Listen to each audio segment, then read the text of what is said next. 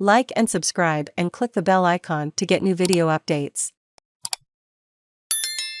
Tension builds over three-cornered contest in Nicholls Electorate. Despite vast Nationals margin, it is Thursday night at the Aussie Hotel in Shepparton, and Sam Birrell is trying to win over the crowd.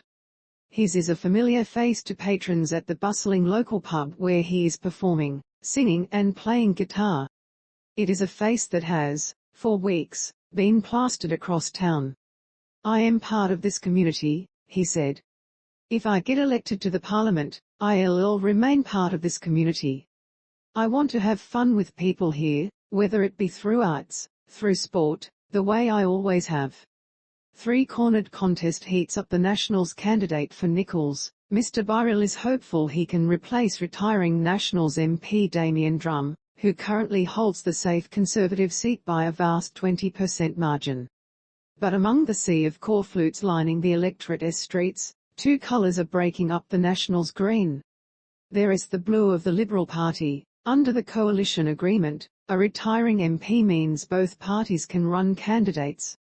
The Liberals have put forward Steve Brooks, a Cobram pomegranate farmer and former school teacher who has moved to Shepparton to take a shot at the seat.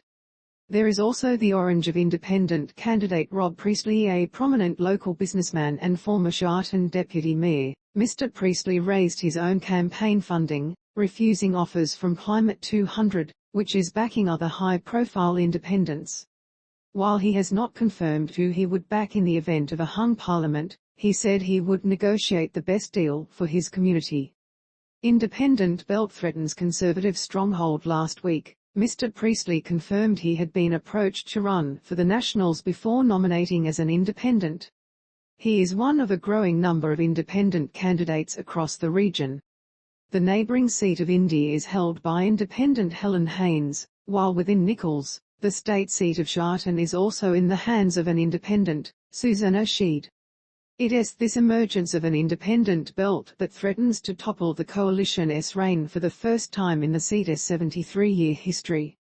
And it has led to a revolving door of senior Nationals politicians descending on the seat since the election was called. Deputy Prime Minister Barnaby Joyce has visited 4 times in recent months, making various funding announcements, most costed under the latest federal budget. Victorian Senator Bridget McKenzie has also become a familiar face around town. Election news: Mr Priestly claimed this was a taste of the attention and investment Nicholls could enjoy if it became an independent seat, but Mr Birrell disagreed. "Those announcements aren't made because of political tension, they remade because the Nationals believe in this region," he said. Coalition urges Nicholls not to vote independent while the coalition continues to brush off claims they are worried about losing the seat. They have been fiercely promoting the same message, "Don't vote independent."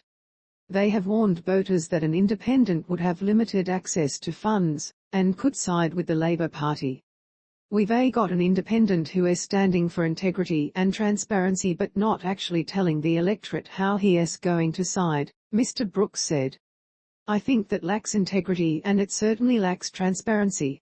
Last week, Deputy Nationals leader David Littleproud went so far as to claim if Nicholls voters did not elect a coalition candidate to the seat, the coalition would lose government.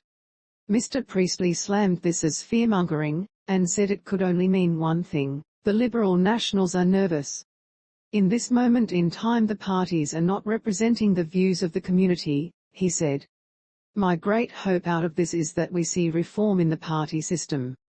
Seat has history of coalition leadership. Nicholls stretches across northern Victoria, from Yarrawonga and Echuca on the border, down to Shepparton, Kyabram and Nagambie and as far south as Seymour and Broadford. It is the safest coalition seat in the state, and has consistently recorded a Conservative vote 20 to 30% stronger than for Victoria as a whole. This year, there is a crowded field of 11 candidates vying for the seat. While Labour's Bill Loddick ran second in 2019, it is feared he could be relegated to 4th spot this time, only nominated by his party a couple days before the Australian Electoral Commission's nominations closed. The Liberal Party has history here. When it was known as Murray, The seat was held by Sharman Stone for 20 years until she retired in 2016. Coalition supporters can look at the two candidates and decide who they think is going to be the most effective advocate inside the coalition, Mr Brooks said. I would say I am that candidate. Water policy among big issues. All three candidates have been spruiking their credentials on water policy in a seat.